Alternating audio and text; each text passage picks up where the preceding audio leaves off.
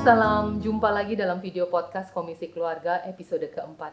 Kali ini kami mengangkat tema kebosanan dan keretakan yang terjadi di dalam pernikahan. Kita semua tahu bahwa pernikahan Kristiani adalah covenant relationship, di mana pria dan wanita berjanji di hadapan Allah untuk sehidup semati dalam suka dan duka. Di dalam kitab Kejadian, dalam kisah penciptaan, Tuhan menyatakan bahwa keduanya menjadi satu daging. The two will become one flesh. Dan ini menjadikan dasar di dalam inti pernikahan Kristiani, yaitu tentang unity. Unity merupakan total opposite dari aloneness. Dan ini terlihat dengan sangat jelas di dalam kisah penciptaan. Bahwa ada sesuatu jauh di lubuk hati Adam yang cries out untuk companionship dengan seorang wanita. Dan Tuhan mendengar ini. Dan Tuhan mengabulkan, Tuhan menciptakan Eve. Dan saat Tuhan menciptakan Eve, Eve memiliki keinginan yang sama untuk dekat atau having that same intimacy dengan Adam. Maka dari itulah pernikahan adalah hubungan yang intim, yang encompasses all aspects of life, intellectual, emotional, social, spiritual, and physical. Karena keinginan dan kebutuhan akan intimacy ini yang menjadi pokok dasar dalam setiap pernikahan, maka ketika intimacy tidak didapatkan, terjadilah keretakan di dalam pernikahan. Keretakan ini bisa menyebabkan pengalihan kepada hal-hal yang sifatnya tidak sehat. Misalnya seperti addiction, bisa juga seperti infidelity. Addiction bisa berupa pornografi, bisa berupa alkoholisme, bisa berupa drug abuse, bisa berupa workaholism. Dan semua ini sifatnya merupakan pelarian dan menjadi tempat persembunyian dari realita kehidupan.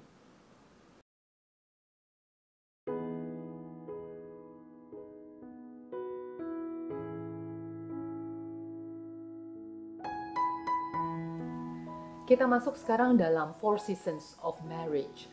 Kita tahu bahwa hidup penuh dengan perubahan-perubahan. Dan perubahan-perubahan ini bisa sifatnya seperti natural part of life. Ini bisa berbentuk seperti kelahiran, marriage, ataupun becoming parents. Ada juga perubahan-perubahan yang sifatnya positif, seperti pekerjaan baru atau pindah negara untuk memulai kehidupan yang baru. Nah, tapi tidak semua perubahan membawa positive vibes dan excitement. Ada juga perubahan-perubahan yang membawa kesedihan. Misalnya mengalami kehilangan pekerjaan, terkena sakit, atau kematian orang-orang yang kita kasihi.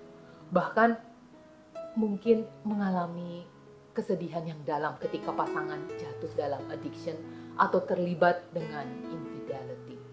Nah, di dalam buku 4 Seasons of Marriage yang ditulis oleh Dr. Gary Chapman, ini memberikan analogi bahwa bagaimana respon kita terhadap perubahan-perubahan dalam kehidupan inilah yang menjadi penentu musim apa yang kita alami dalam pernikahan kita at any given time.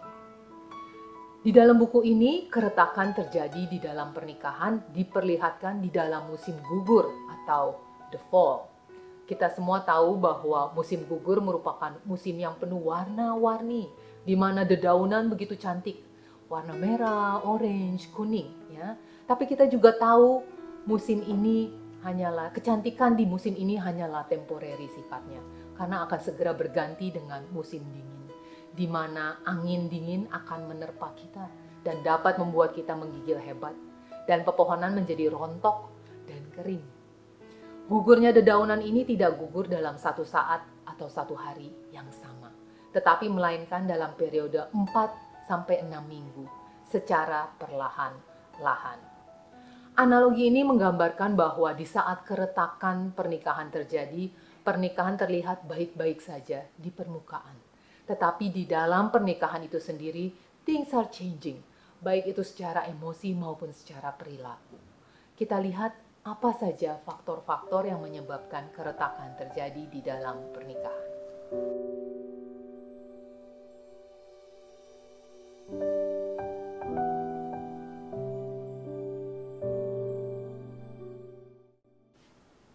Keempat poin berikut ini adalah pola destruktif yang dapat menyebabkan keretakan di dalam hubungan pernikahan.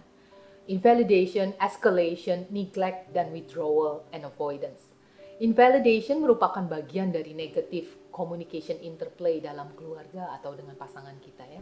Nah, selain invalidation ada beberapa lain bentuk negative communication interplay.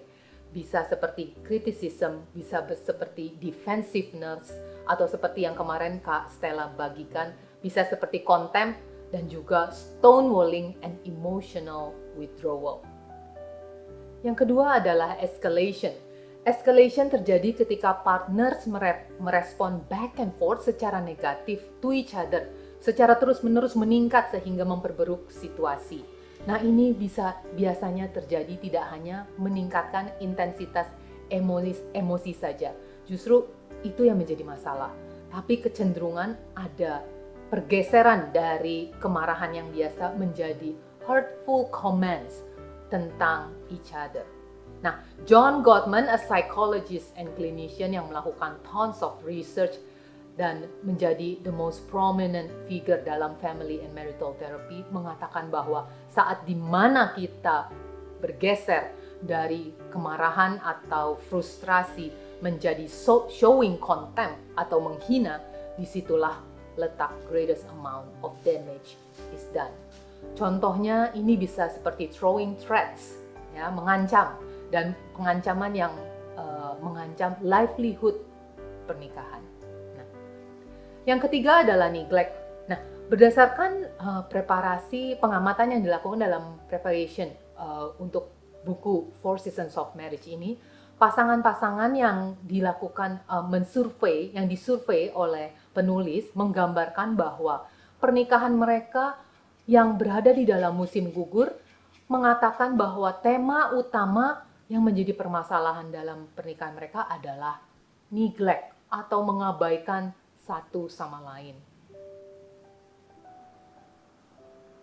Nah, yang keempat adalah withdrawal dan avoidance. Nah, withdrawal dan avoidance ini adalah bentuk manifestasi dari pola yang berbeda, di mana sebenarnya salah satu partner memperlihatkan adanya keengganan atau unwillingness untuk terlibat atau stay di dalam diskusi yang penting. Nah, withdrawal ini bisa terlihat seperti misalnya pasangan meninggalkan ruangan di tengah argumen penting sedang berlangsung, ya. Dan biasanya pasangan yang withdraw ini lebih banyak diam atau lebih cepat setuju akan sesuatu dengan tujuan agar the conversation will end soon tanpa ada real intention mau untuk follow through. Nah, sedangkan avoidance memperlihatkan keengganan yang sama tapi lebih berfokus agar percakapan tidak terjadi dari awal atau sama sekali. Kita sampai pada invalidation, the painful put down. Apa sih invalidasi itu? Invalidasi adalah pola di mana satu pasangan secara halus atau tidak langsung, atau secara langsung merendahkan pikiran, perasaan, atau karakter pasangannya. Nah, saya ingin mengajak Bapak Ibu semua untuk melihat contoh di gambar di sebelah kiri yang menjadi contoh bentuk-bentuk verbal invalidation. Saya pikir ada yang cukup kita familiar mungkin dalam berinteraksi. Nah, misalnya seperti minimizing your feeling dalam bentuk you must be kidding atau it can't be that bad, atau juga judging and labeling. Nah, ini juga cukup sering saya pikir ya, you have a problem or you are too sensitive atau you are hopeless. Dan satu lagi yang saya pikir juga cukup sering adalah telling you how you should feel or act. You should be excited. You shouldn't let it bother you. Something seperti itu, ya. Nah, non-verbal invalidation juga sama powerfulnya dengan verbal invalidation. Non-verbal invalidation itu bentuknya bisa seperti rolling the eyes atau drumming the finger impatient way. Kesannya merendahkan, degrading in that sense, ya, membawa perasaan kita small kalau kita melihat di saat kita memberi pandangan dan ada respon balik yang seperti ini. Nah, apa dampaknya terhadap pasangan karena invalidasi ini? Pada saat pasangan menerima respons yang invalidating, merendahkan, maka pasangan merasa kesal, marah, frustrasi, ya. Mungkin at the very core level adalah sad, ya. Karena merasa tidak didengar dan lebih sevirnya lagi merasa tidak penting. Nah, karena ini lalu pasangan mulai semakin sedikit berbagi sampai akhirnya tingkat keintiman untuk berbagi benar-benar menipis. Nah, bila ini terjadi, kedekatan dan keintiman akan menghilang dari hubungan pernikahan. Nah, saya mungkin ada mau kasih sedikit contoh minimizing the feeling. Ini saya alami bukan dengan pasangan saya, tapi dalam interaksi saya dengan fellowship di dalam fellowship dengan salah seorang teman saya. Jadi waktu saya sekolah kemarin itu kita satu batch graduate tidak pada saat yang bersamaan. Ada yang lebih cepat, ada yang lebih lama. Nah, salah satu teman yang dekat dengan kita, dengan saya, lulus lebih cepat, lebih awal. Nah, saya ada merasa kehilangan kehadiran teman saya ini. Lalu di saat sharing, di saat gathering, fellowship, saya ada share, saya begini, seperti ini ya. Aduh, saya kangen sekali dengan si A. Sudah setahun tidak berjumpa, terakhir setahun yang lalu karena dia sudah graduate. Dia sekarang melayani di luar Singapura ya. Aduh, kangen sekali. Nah, mungkin di saat saya mengekspresikan perasaan saya itu, facial expression saya mungkin ada sedikit memperlihatkan rasa sedih. Nah, salah satu teman saya merespon seperti ini. Haya, be happy lah for her. Why you feel like that, you know? You should be happy for her. Itu contoh minimizing the feeling. Nah, saya ingin sekali mengundang Bapak Ibu semua untuk bagaimana cara kita lebih menghilangkan invalidating ini.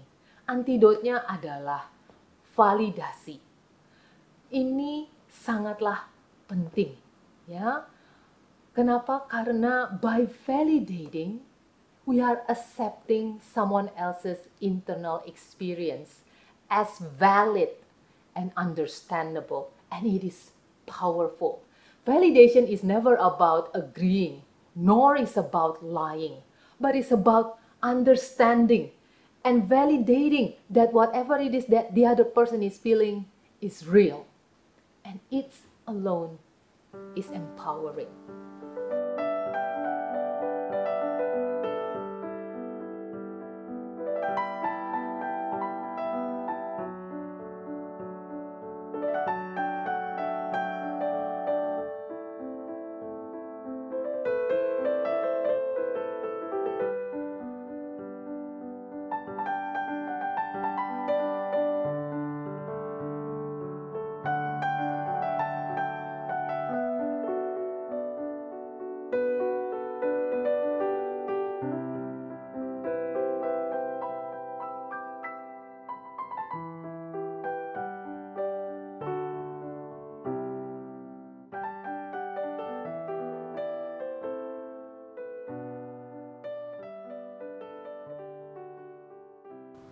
Kita sampai pada poin yang kedua, yaitu neglect.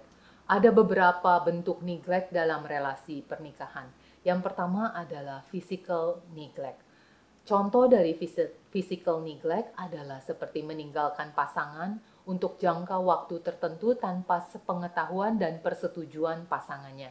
Mungkin ini adalah contoh yang severe cases ya. Tapi ada juga contoh cases yang lebih ringan, misalnya menghabiskan waktu yang panjang di kantor, melampaui waktu batasan kerja yang normal. Lalu dilanjuti dengan get together dengan teman-teman, over drinks. Dan ini berlangsung terus-menerus over periode yang lama. Physically absent yang bisa develop menjadi physical neglect.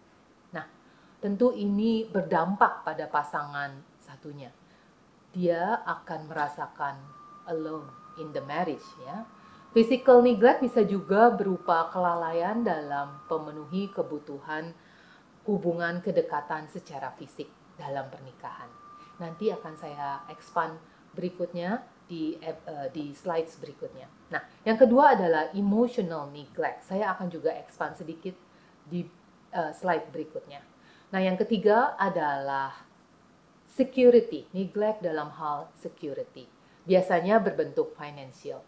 Kalau financial abuse di dalam pernikahan itu sifatnya adalah mengontrol dan menghambat atau menghalangi akses terhadap finance keluarga, financial neglect adalah kelalaian dalam memenuhi kebutuhan rasa aman yang berbentuk secara finansial untuk pemenuhan kebutuhan-kebutuhan primer. Nah, kelalaian-kelalaian ini terjadi dan dalam waktu yang lama, lalu berdampak terhadap pasangan masing-masing. Apa yang mereka rasakan, yang pihak wanita akan merasakan deep sorrow atau kesedihan yang dalam atau sorrowful, sedangkan yang pria merasakan deprive atau deprivation, sesuatu yang tidak terpenuhi sifatnya untuk dia. Dan kedua-duanya merasakan loneliness. Nah, ini perasaan loneliness ini bisa kita gunakan sebagai indikator, bisa digunakan sebagai indikator atau red flag bahwa ada sesuatu di dalam pernikahan yang harus ditengok dan dibenahi. Nah, kita sekarang akan membahas sedikit mengenai emotional neglect. Emotional neglect adalah lawan dari emotional attunement. Di dalam pernikahan, emotional neglect adalah ketika pasangan secara konsisten gagal untuk memperhatikan, memenuhi, dan menanggapi perasaan pasangannya. Selain toxic conversation style yang menyebabkan emotionally abuse dan jika terjadi dalam jangka waktu panjang yang lama menjadi emotionally neglected seperti contohnya invalidation, bentuk lainnya juga bisa seperti silent treatment. Ketika pasangan emotionally withdraw lalu menggunakan silent treatment sebagai response, silent treatment ini bisa sifatnya seperti memanipulasi untuk menghukum pasangan karena dianggap melakukan kesalahan. Nah, bahkan sebagai orang dewasa, otak kita terprogram untuk menafsirkan this type of emotional holdback sebagai penolakan. Penolakan itu menyakitkan. Perasaan ditolak, rejected, dan perasaan ditinggalkan mengirimkan signal ke bagian amigdala di bagian otak kita. Dan signal-signal ini memicu rasa takut yang intens. Takut akan kita tidak good enough, takut kita tidak diterima, dan takut kita tidak dicintai. Bayangkan bahwa pasangan memiliki perasaan-perasaan yang dibutuhkan untuk divalidasi oleh pasangannya. Dan ketika kegagalan pemenuhan untuk emotional needs ini mengakibatkan thickening the negative core belief. Core belief adalah value yang kita percaya akan diri kita. Jika pasangan percaya mereka tidak dicintai, mereka tidak cukup baik, dan mereka tidak diterima, maka ini akan membuat mereka merasa tidak aman akan diri mereka. Atau we call it insecure about themselves. Nah, dengan seiringnya waktu ini akan menimbun kekecewaan di dalam diri pasangan dan membuat pasangan merasa tidak dapat mengandalkan pasangannya. Lalu ini akan membuat hubungan pernikahan menjadi tidak aman atau insecure. Dan lama-kelamaan hubungan merenggang dan retak. Nah, di awal saya sudah menjelaskan bahwa emotional neglect adalah opposite dari emotional attunement. Untuk bisa emotionally attune with our partner, saya kasih tips yang sederhana. Pertama, start to get in touch with our own emotions. Be comfortable with all our feelings, the negative ones too. Dan yang kedua adalah be fully present. Ini membantu kita untuk listen to understand, bukan untuk react, bukan untuk fix, or not to give solutions, but to understand. Dan yang ketiga adalah the focus is always the other person. It's our partners. Her emotional state, his emotional state. That is the main focus. Kita sampai pada physical neglect. Kali ini saya ingin mengupas sedikit mengenai physical neglect berdasarkan gender differences. Saya mengambil ini dari pihak pria. Saya sebagai wanita dan juga sebagai Christian counselor banyak sekali dikondisikan untuk berfokus pada emosi atau emotional attunement. Saya belajar untuk menyadari bahwa pria, men are wired differently when it comes to connect and understand their emotions.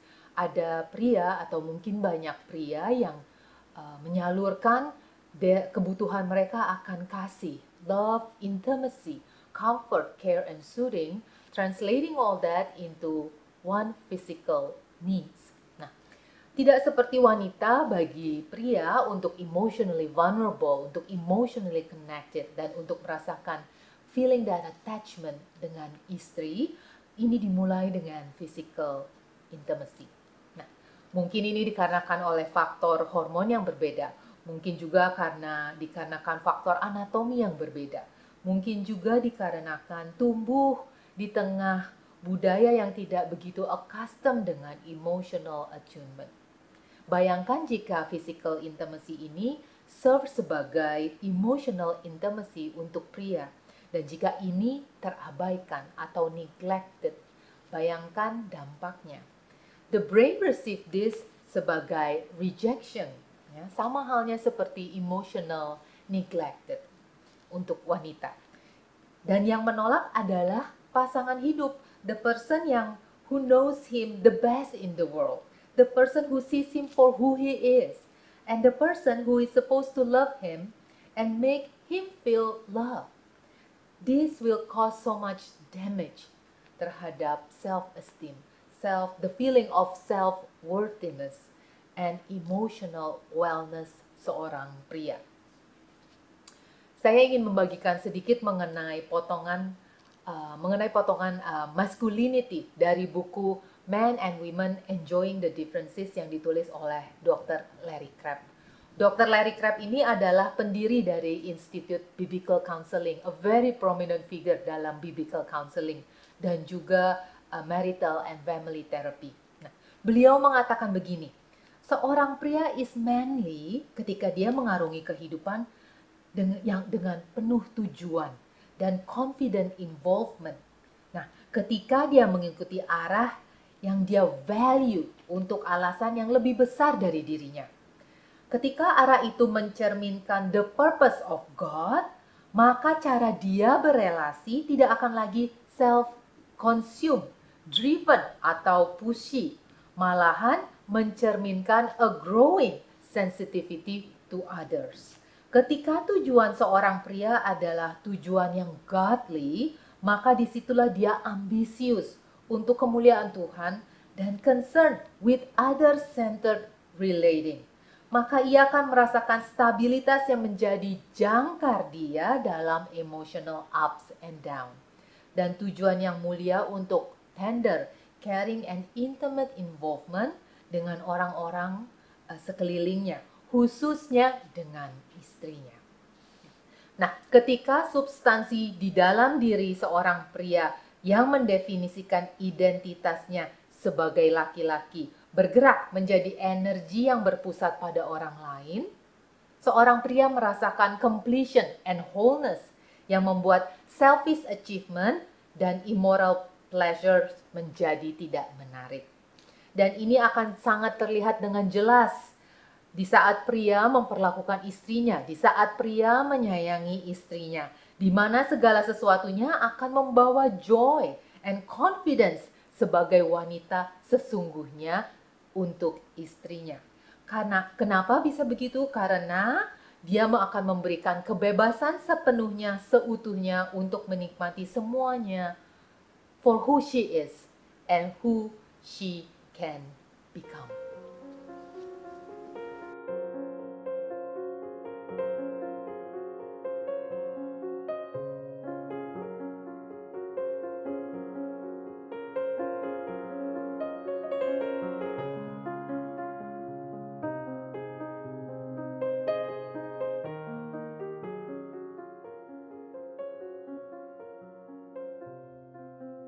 Berikut Ini adalah petikan-petikan yang bisa saya bagikan sebagai tips. Yang pertama adalah helpful measures of 3 Bs. Apa saja? Both are courageous to face the reality of their marriage. Yang kedua, both have the perspective not to fight against each other, but to fight together against their issues. Dan yang terakhir, both have the humility to be honest with their feelings and look deep into their self and work on them.